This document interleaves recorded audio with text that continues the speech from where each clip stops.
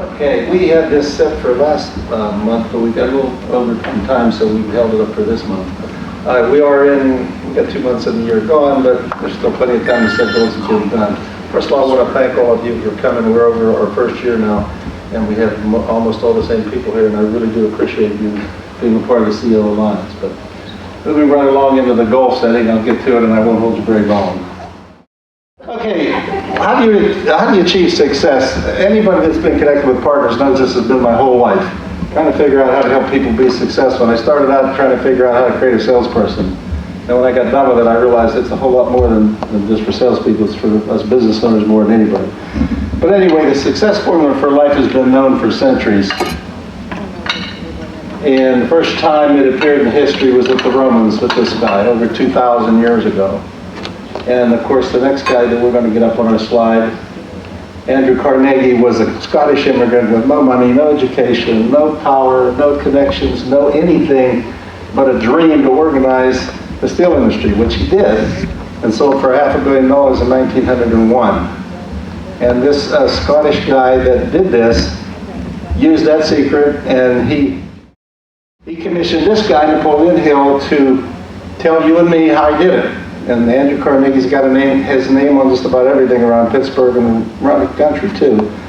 So he doesn't need any introduction. But anyway, he figured that he wanted to give to the common person, which would be us, the secret of how he made his money. So he commissioned this guy to do it. And I could spend all night talking about Napoleon Hill, but I won't. And to make it a long story short, Napoleon Hill was given an introduction to probably 500 of the wealthiest men and successful people. And he studied what was a commonality in all of them.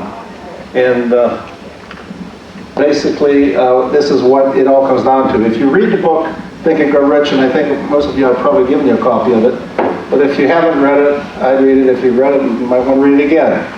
But all Napoleon Hill talks about all through the book, there's a secret in here. When you find a secret, it's going to change your life. I remember when I first started to read it, I kept saying, where's the secret? Where's the secret? Where's the secret? And finally, it just like, the light bulb went off, the aha, okay, and there was the secret. And that's the secret right there. And it's really not a secret anymore. But the human mind has the same power to create as whatever is behind the universe, whatever you consider that to be. So what the mind of man can conceive and believe it can achieve. And that is going to, if you don't put that behind your goals, forget it. Your goals are just wishes. And wishes are nice, but they aren't goals.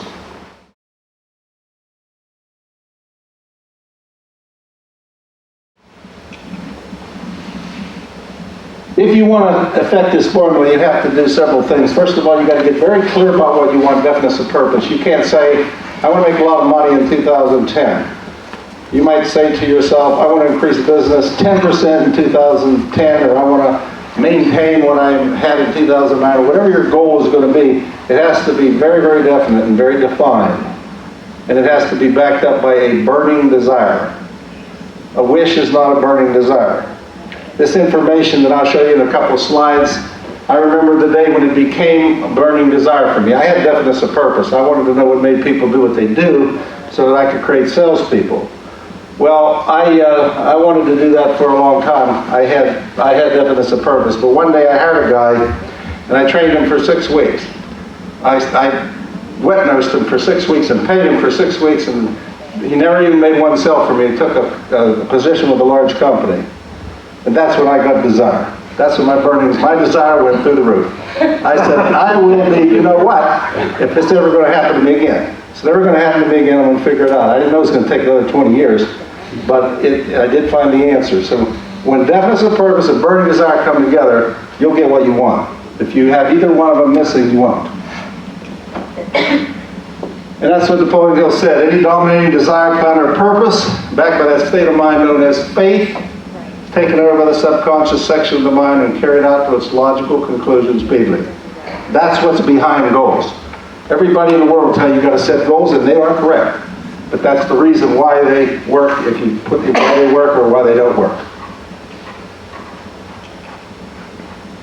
I became a really good student of Napoleon Hill. I've read everything he ever wrote that I could find, listened to every tape he ever made that I could find.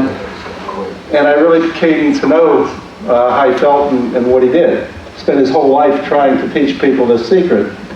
And he's disappointed at the end of his life. And he said that Couldn't understand why people wouldn't get that formula, deficit, purpose, burning desire, put them together, and end their misery. That was what he thought. So at the end of his life, he came to say, there's no way to explain man's indifference to himself. And of course, that's where I started. This is exactly where I started.